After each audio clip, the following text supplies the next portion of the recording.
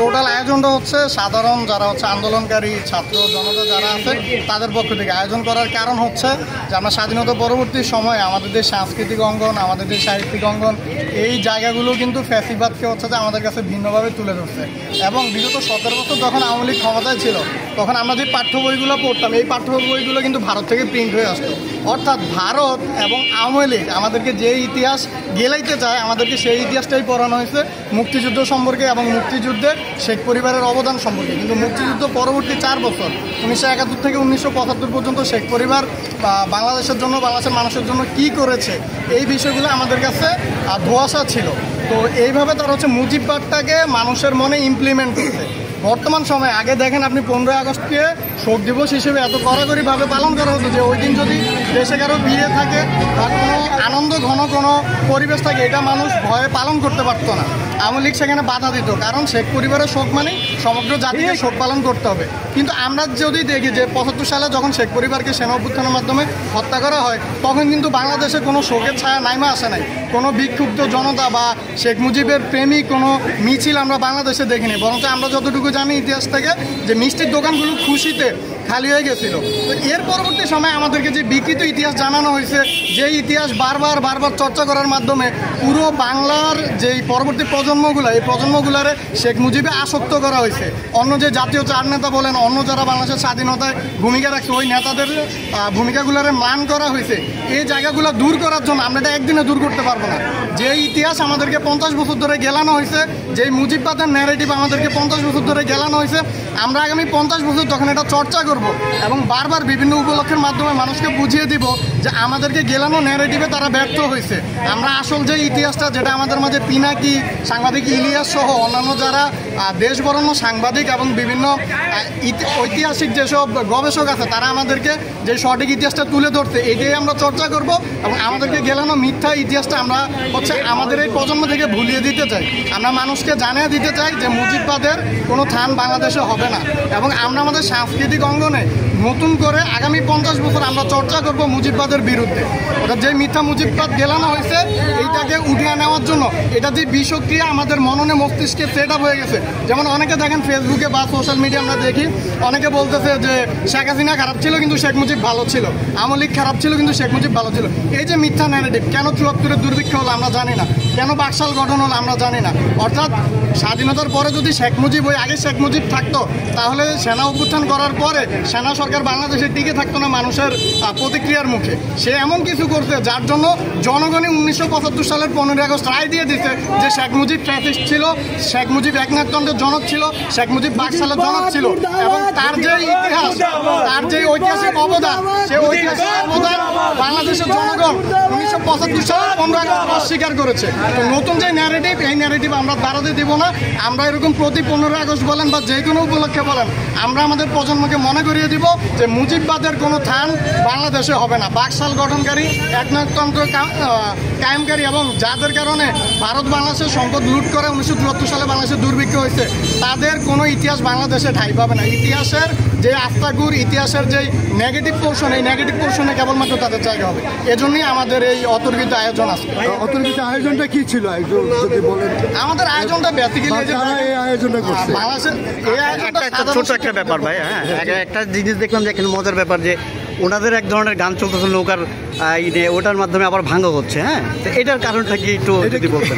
এটার কারণটা হচ্ছে আসলে সাংস্কৃতিক অঙ্গনে এই ধরনের গান বলেন আমরা তো এখানে আমাদের যদি প্রজেক্টর থাকতো তাহলে আমরা সাহিত্যিক অঙ্গনে যেভাবে শেখ মুজিবকে বা মুজিববাদকে ইমপ্লিমেন্ট করে আমরা ওগুলো ডিসপ্লের ব্যবস্থা করতাম। আমরা দুর্ভাগ্যবশত এখানে প্রজেক্টর ব্যবস্থা করতে পারিনি। এখানে যেহেতু আমরা মিউজিক সিস্টেম ব্যবস্থা করছি আমরা ওই গানগুলো যেই গানগুলো দিয়ে বাংলাদেশের মাঝে মুজিববাদে ইস্টাবলিশ করা হয়েছে, নৌকাকে আওয়ামী লীগকে ইস্টাবলিশ করা হয়েছে, কেবলমাত্র উন্নয়নের গল্প শুনিয়ে 1 টাকার উন্নয়নে 10 টাকার লুটকে হালাল করা হয়েছে আমাদের মাঝে, ওই গানগুলোর মাধ্যমে আমরা হচ্ছে এই যে মুজিববাদের বিষক্রিয়া, এই যে আওয়ামীবাদের বিষক্রিয়া, এটাকে তুলে ফেলতে চাচ্ছি।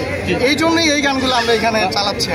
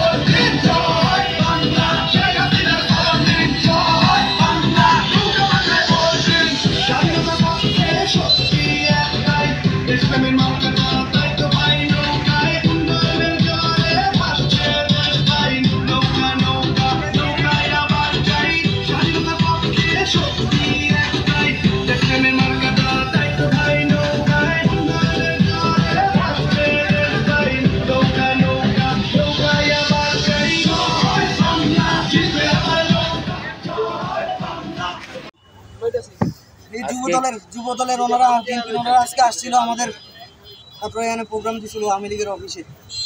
ওনাদেরকে বারবার বললাম আমরা বৈষম্য বিরোধী ছাত্র আন্দোলন, আমি চাঁদপুর জেলার বৈষম্য বিরোধী ছাত্র আন্দোলনের সাবেক জেলা সহ মুখপাত্র, ওনাদেরকে পরিচয় দিলাম, আঙ্কেল আমরা আপনাদেরই সন্তান, আপনারা ভুল বুঝছেন। ওনারা এসে মানে হঠাৎ মারামারি, আমাদের জিনিসপত্র সব ভাঙচুর করছে, অন্ধকার আইসা হঠাৎ করেই মারামারি শুরু। আমার ফোনে মাথায় কি দিয়ে বাড়ি দিচ্ছে জানি না।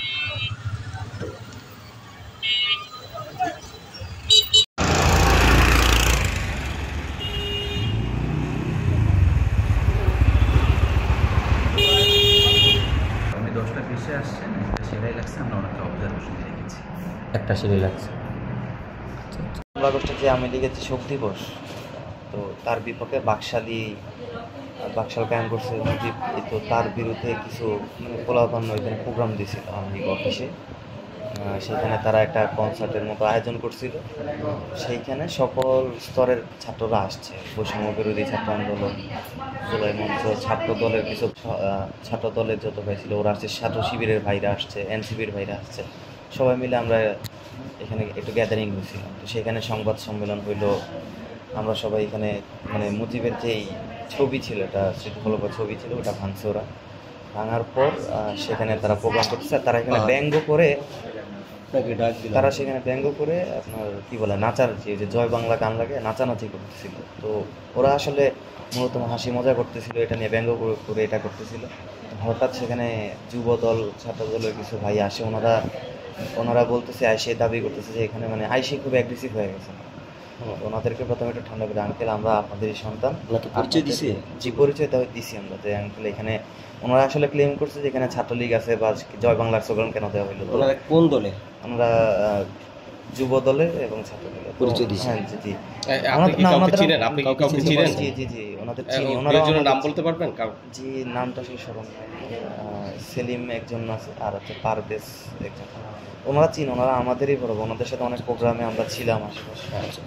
তো হঠাৎ করে ওনারা হয়তো ভুল বুঝছে, তো সে জায়গায় আমাদেরকে পরিচয় দিলাম যে আঙ্কেল এখানে এমন আমরা হয়তো ছোটো মানুষ, আমরা একটু মজা করতে গেছি, আপনি ভুল বুঝছেন, আমাদের হয়তো ভুল হয়ে গেছে যে আমরা এটাকে আমরা ব্যঙ্গ করতেছি, আপনি অন্যভাবে নিয়েন না। তো ওনারা হঠাৎ করে অ্যাগ্রেসিভ হয়ে আসলে মানে ঠিক করে বসছে একটা সময়। আমার মাথায় সেলিম বা পাবলিক, এই দুজনের মধ্যে একজন আমাদের মাথায় চাবি দিয়ে মারছে, চাবি দিয়ে মাথায় আঘাত করছে। পরে আমি এর মধ্যে মানে ওনাদেরকে বলছি যে আমরা আপনাদেরই সন্তান, আপনাদেরই ছোটো ভাই, আপনাদের সাথে আন্দোলন করছি।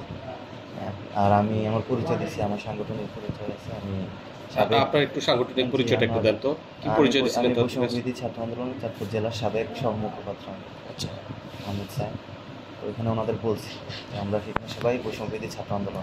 আলামিন সাহেব। জি জি জি। তো ওনাকে বলার পর আসলে ওনারা হঠাৎ উত্তেজিত হয়ে আমার মাথায় আঘাত করে দিচ্ছে, চাবি দিয়ে আরেকজন আমার হাত ধরে রাখছিল। তো এর মধ্যে আমি তাদের দূরে সরাই রাখছি। আপনারা কতজন ছিলেন ওখানে? আমরা মানে মানুষ আমরা অনেক ছিলাম, 40-50 জন, 60 জনের মতো। পরে ওরাই আপনাকে সদর হসপিটালে নিয়ে গেছে? সেখান থেকে কয়েকজন আমাকে নিয়ে আসছে। ওরা মূলত কতজন ছিল ওনাদের সাথে সংখ্যায়? কথা বলতে চাইছিলাম আর কি। ওনারা আলোচনার ওনারা সংখ্যায় কতজন ছিল? ওনারা 6 থেকে 7 জন, না 8 জনের মতো ছিল। ওনারা আপনারা আঘাতটা করার সময় কি বলছে, কি বলে আঘাতটা করলো আপনাদেরকে, আক্রমণটা করলো? ওনারা আসলে এখানে জয় বাংলা স্লোগান কেন দেওয়া হইলো বা এরকম কিছু, মানে যেটা দেওয়া হয় না আর কি। আসলে ওরা মজা, বাচ্চারা ছেলেরা মজা করতেছিল। তো ওনারা আইসা এটা বইলেই আসলে ধাক্কাধাক্কি শুরু করছে। আর যে জিনিসপত্র ছিল, সাউন্ড বক্স, লাইটিং সিস্টেম, ওগুলো ভাঙচুর করছে আর কি, ধাক্কা দিয়ে ফেলে দিচ্ছে। তো বলছে ভাঙেন না, এগুলো ভাঙলে আমাদের জরিমানা দিতে হবে। আচ্ছা আচ্ছা। তো আমরা আপনার একটু কথাটা শুনি। কথার মধ্যেই ওনারা আসলে কথা না শুনেই আগে মাথায় আঘাত করলো বা অতর্কিত। একটা শিলা লাগছে? জি, কয়টা? একটা বা দুইটা, আমি ঠিক আচ্ছা আচ্ছা আচ্ছা। কিছু নেতা ছিল যুব দলের, ছাত্র দলের, এবং কিছু সাংবাদিক ছিল। অবাক করার বিষয় হচ্ছে সাংবাদিকরা যখন দেখছে হই হট্টগোল, মানে ওনারা এসে একটা মানে উত্তেজিত হয়ে গেছে। এখানে একটা সাংবাদিক ছিল, ওনাকে আমি নোটিস করলাম। উনি মোহনা টিভির সম্পাদক, আমার নামটা আমার মানে মাথায় আসতেছে না। উনি সেখানে ছিল, উনি রাস্তার ওই পাশে চলে গেলেন, উনি ভিডিও করলেন না ওনারা। ঠিক আছে, প্রথমে আসছিল প্রশাসন, এসে আমাদের বাধা দিচ্ছে। আমরা বুঝে বলছি দেখেন এটা এরকম কিছু না, আমরা ছাত্র আন্দোলনের প্রোগ্রাম, আমরা এখানে একটা প্রোগ্রাম, পূর্ব ঘোষিত প্রোগ্রাম দিয়ে আমরা এখানে আসছি। হ্যাঁ, এটার বিষয়ে আমরা তো গোয়েন্দা সংস্থা। ঘটার সময় কি প্রশাসন ছিল? জি, প্রশাসন একটু দূরে ছিল সম্ভবত। হ্যাঁ, তো ওরা কোনো ব্যবস্থা নিয়েছে? জি, তারা কোনো কার্যকরী পদক্ষেপ নেয় নাই। আমি জানতে পেরেছি এবং এই বিষয়ে আমরা অনুসন্ধান করে পরবর্তী আইনগত ব্যবস্থা নেব, গ্রহণ করবো। দৌড়ে কেউ অভিযোগ দেবেন, অভিযোগ দায়ের করলে আমরা অভিযোগের প্রেক্ষিতে আইনগত ব্যবস্থা গ্রহণ করা হবে।